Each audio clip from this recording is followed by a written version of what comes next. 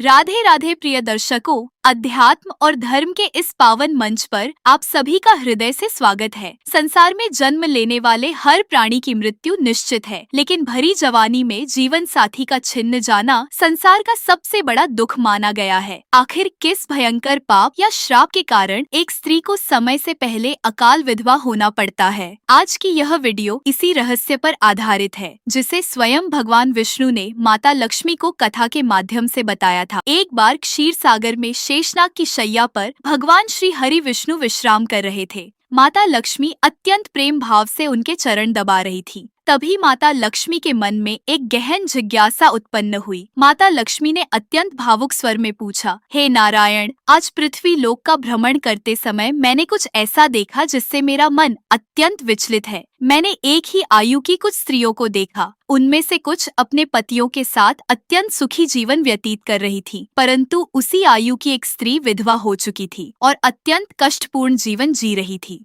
हे स्वामी, मेरे मन में कुछ प्रश्न उठ रहे हैं, कृपया मेरा मार्गदर्शन करें।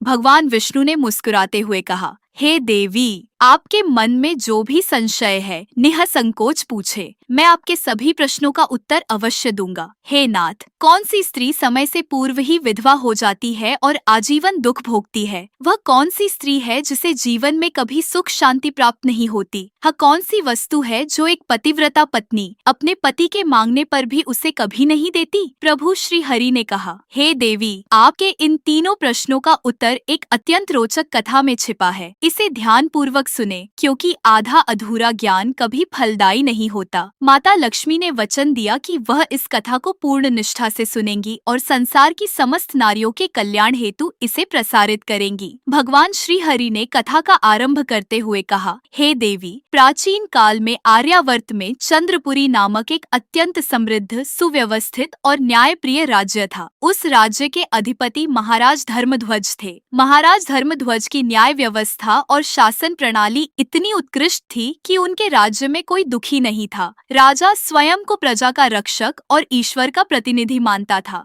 महाराज धर्मध्वज के विशाल दरबार में अनेक मंत्री, सामंत और सेवक नियुक्त थे, जो राज्य के सुचारू संचालन में अपना योगदान देते थे। उसी राज दरबार में एक अत्यंत निष्ठावान, सरल हृदय और स्वामी भक्त सेवक कार्य करता था, जिसका नाम अनुदत्त था। अनुदत्त यद्यपि धन संपत्ति के मामले में सामान्य था, परंतु चरित्र और सत्यनिष्ठा में वह राज्य के बड़े बड़े सामंतों से भी श्रेष्ठ था। अनुदत्त की पत्नी का नाम सुशीला था। सुशीला रूपवान और गुणवान की साक्षात मूर्ति थी। वह एक अखंड पतिव्रता नारी थी, जिसका संपूर्ण जीवन अपने पति की सेवा, धार्मिक अनुष्ठानों और सतीत्व के नियमों के कठोर पालन में समर्पित था। सुशीला का आचरण शिव पुराण और स्कंद पुराण में वर्णित आदर्श पतिव्रता स्त्रियों के समान था। वह प्रातःकाल सूर्योदय से पूर्व उठकर गृह कार्यों को संपन्न करती, अतिथियों का सत्कार करती और अपने पति को साक्षात परमेश्वर मानकर उसकी आज्ञा का पालन करती थी। अनुदत्त को अपनी पत्नी सुशीला के उज्जवल चरित्र और पातिव्रत्य धर्म पर असीम, अटूट और पूर्ण विश्वास था। उसका यह विश्वास इतना प्रगाढ़ था कि वह अपने मित्रों, सहकर्मियों और नगरवासियों के समक्ष अत्यंत गर्व के साथ अपनी पत्नी के सद्गुणों की प्रशंसा किया करता था। वह बार बार यह उद्घोष करता था कि उसकी पत्नी सुशीला जैसी चरित्रवान, धर्मनिष्ठ और पतिव्रता स्त्री इस संपूर्ण भूमंडल पर दुर्लभ है। धीरे धीरे अनुदत्त द्वारा अपनी पत्नी के सतीत्व की यह निरंतर प्रशंसा पूरे नगर में फैल गई और अंततः यह बात महाराज धर्मध्वज के राज दरबार तक जा पहुंची। राज दरबार की राजनीति और मानव मनोविज्ञान अत्यंत जटिल होते हैं। जब किसी सामान्य व्यक्ति की कीर्ति राज दरबार के उच्चाधिकारियों तक पहुंचती है, तो अहंकार का आहत होना स्वाभाविक है। एक दिन महाराज धर्मध्वज ने अपने दरबार में सेवक अनुदत्त को बुलाया और उससे पूछा, हे अनुदत्त, संपूर्ण नगर में यह चर्चा व्याप्त है कि तुम अपनी पत्नी को संसार की सर्वश्रेष्ठ पतिव्रता स्त्री मानते हो। क्या तुम्हें पूर्ण विश्वास है कि तुम्हारी पत्नी वास्तव में इतनी पवित्र और चरित्रवान है कि वह तुम्हारे अतिरिक्त किसी अन्य पुरुष की ओर दृष्टि उठाकर भी नहीं देखती? क्या तुम्हारे पास उसकी इस पवित्रता और सतीत्व का कोई प्रत्यक्ष या अप्रत्यक्ष प्रमाण है? अनुदत्त, जो सत्य के मार्ग पर अडिग था, ने अत्यंत विनम्रता किंतु असीम दृढ़ता के साथ उत्तर दिया, हे महाराज, मुझे अपनी धर्म पत्नी के पातिव्रत पर तनिक भी संदेह नहीं है। मुझे पूर्ण विश्वास है कि वह एक अखंड पतिव्रता है और मेरे अतिरिक्त किसी भी परपुरुष के प्रति उसके मन में स्वप्न में भी कोई अनुचित विचार नहीं आता। उसका आचरण ही उसका प्रमाण है और मेरा विश्वास ही मेरा सत्य है। सेवक के इस अटल विश्वास को सुनकर महाराज के महामंत्री, जिसका नाम कुटिलाक्ष था, को घोर ईर्ष्या और दंभ की अनुभूति हुई। कुटिलाक्ष अत्यंत कुटिल बुद्धि का स्वामी था। उसके पास सत्ता, संपत्ति और बल सब कुछ था, परंतु सत्य निष्ठा का अभाव था। उसे यह सहन नहीं हुआ कि एक सामान्य सेवक अपनी पत्नी के चरित्र को लेकर इतना गर्वित कैसे हो सकता है। कुटिलाक्ष ने राजसभा में उपहास करते हुए कहा, क्षमा करें महाराज, परंतु कलियुग के प्रभाव में किसी भी स्त्री का इतना पवित्र होना नितांत असंभव है। यह सेवक अज्ञानतावश अतिशयोक्ति कर रहा है और राजसभा का समय व्यर्थ कर रहा है। यदि मैं इस सेवक के दावे को मिथ्या सिद्ध कर दूं और इसकी पत्नी का पातिव्रत्य धर्म खंडित कर दूं, तो इसे क्या दंड दिया जाएगा? अनुदत्त ने निर्भीकता और अपने सत्य के बल पर कहा, हे महाराज, यदि महामंत्री जी मेरी पत्नी सुशीला का पतिव्रता धर्म नष्ट कर देते हैं तो आप मुझे बिना किसी संकोच के मृत्यु दंड दे दीजिएगा। परंतु यदि महामंत्री जी अपने कुत्सित प्रयासों में विफल रहे और मेरी पत्नी का सतीत्व अक्षुण्ण रहा तो न्याय की दृष्टि में महामंत्री को भी समान रूप से मृत्यु दंड मिलना चाहिए। महाराज धर्मध्वज, जो न्याय के कड़े सिद्धांतों का पालन करते थे, ने इस भयंकर और प्राणघाती शर्त को स्वीकार कर लिया। मंत्री कुटिलाक्ष ने भी अपने अहंकार और मद में यह शर्त मान ली, यह सोचे बिना कि सतीत्व की शक्ति राजसत्ता से कहीं अधिक प्रबल होती है। कुटिलाक्ष ने अनुदत्त से पूछा, मैं तुम्हारी पत्नी से ऐसी कौन सी वस्तु लेकर आऊं जिसे देखकर तुम और यह राजसभा स्वीकार कर लेगी कि मैंने उसका सतीत्व भंग कर दिया है? अनुदत्त ने उत्तर दिया, हे महामंत्री, हमारे विवाह के समय सुशीला को उसके मायके से दहेज के रूप में एक स्वर्ण कलश और एक कृपाण प्राप्त हुई थी। ये दोनों वस्तुएं एक पतिव्रता स्त्री के लिए उसके सुहाग, सम्मान और कुल की अमूल्य धरोहर है, जिन्हें उसने अत्यंत यत्न और पवित्रता से सहेज कर रखा है। वह अपने प्राण त्याग सकती है, परंतु वे वस्तुएं किसी पर पुरुष को स्वेच्छा से नहीं दे सकती। यदि आप वे दोनों वस्तुएं मेरी पत्नी से प्राप्त कर मुझे दिखा देंगे तो मैं मान लूंगा कि मेरी पत्नी का पातिव्रत्य धर्म महामंत्री जी द्वारा नष्ट कर दिया गया है। शर्त निर्धारित होने के पश्चात मंत्री कुटिलाक्ष राजदरबार से बाहर निकला। वह भली भांति जानता था कि सीधे रूप से सुशीला जैसी सती और धर्मनिष्ठ स्त्री के पास जाना संभव नहीं है। उसका तेज ही किसी भी कुदृष्टि वाले पुरुष को भस्म करने के लिए पर्याप्त था। जैसे अनुसूया के तेज ने देवों को और दमयंती के तेज ने व्याध शिकारी को भस्म कर दिया था। अतः कुटिलाक्ष ने छल का मार्ग अपनाया। उसने नगर के बाहरी छोर पर रहने वाली एक अत्यंत दुष्ट और मायावी विद्याओं की जानकार वृद्धा का आश्रय लिया, जिसका नाम कपालिनी था। कपालिनी वह सब अनुचित कार्य कर सकती थी जो सामान्य मनुष्य के लिए असंभव था।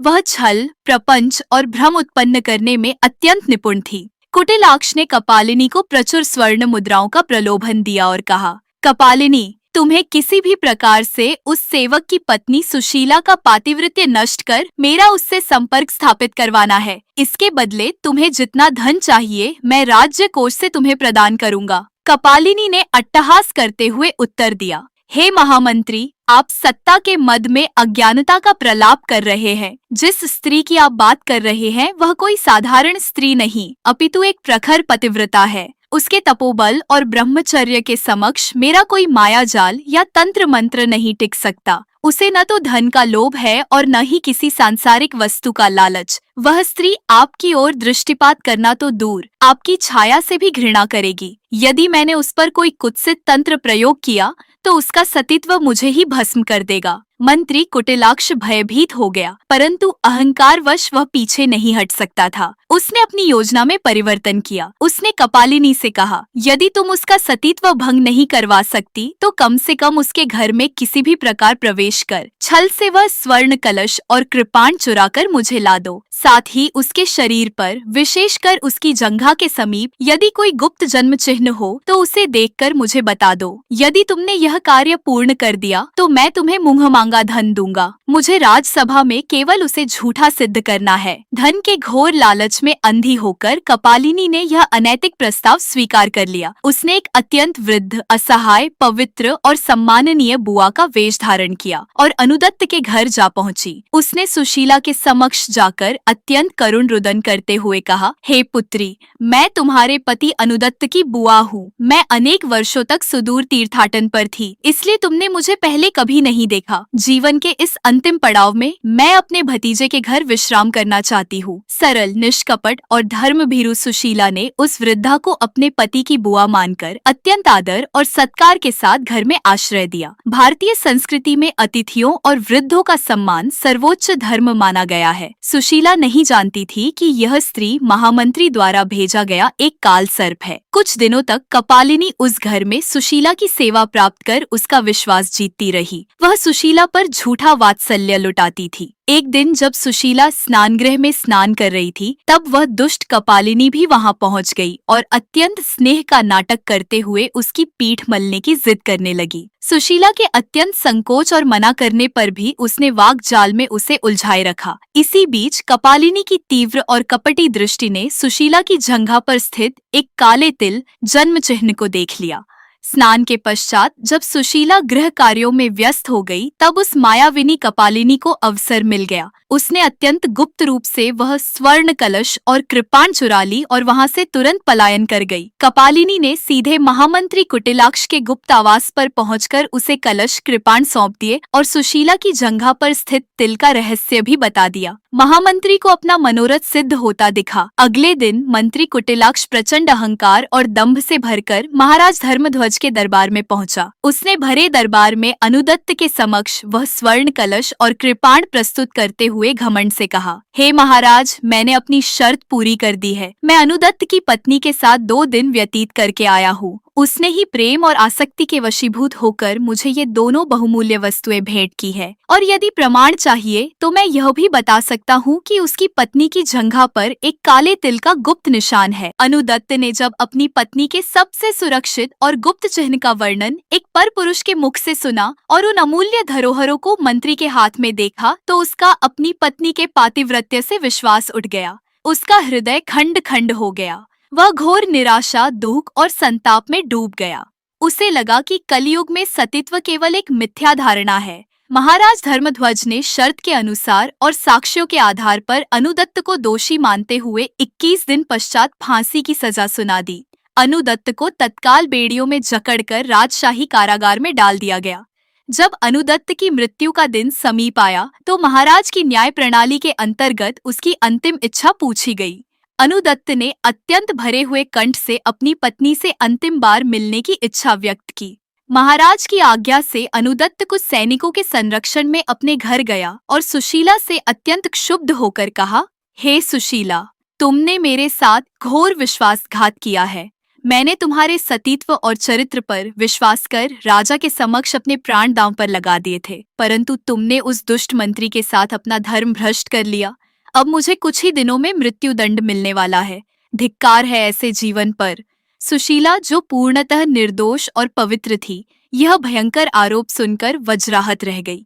उसे ऐसा प्रतीत हुआ मानो आकाश टूट पड़ा हो। उसने रोते हुए अपने पति को उस बुआ के आने, उसके साथ स्नानगृह में हुई घटना और उसके अचानक विलुप्त हो जाने की पूर्ण कथा सुनाई। परंतु प्रत्यक्ष साक्ष्यों के मंत्री के पास होने के कारण अनुदत्त को अपनी पत्नी पर तनिक भी विश्वास नहीं हुआ। वह उसे कोसता हुआ पुनः कारागार लौट गया। अब सुशीला के समक्ष 2 संकट थे। प्रथम, अपने निर्दोष पति के प्राणों की रक्षा करना और द्वितीय, अपने सतीत्व पर लगे इस अमानवीय कलंक को मिटाना। वह समझ गई कि यह सब उस महामंत्री का रचा हुआ कुचक्र है और सीधे मार्ग से राज दरबार में जाकर न्याय मांगना व्यर्थ होगा, क्योंकि सत्ताधारी मंत्री के समक्ष एक सामान्य स्त्री की पुकार कोई नहीं सुनेगा।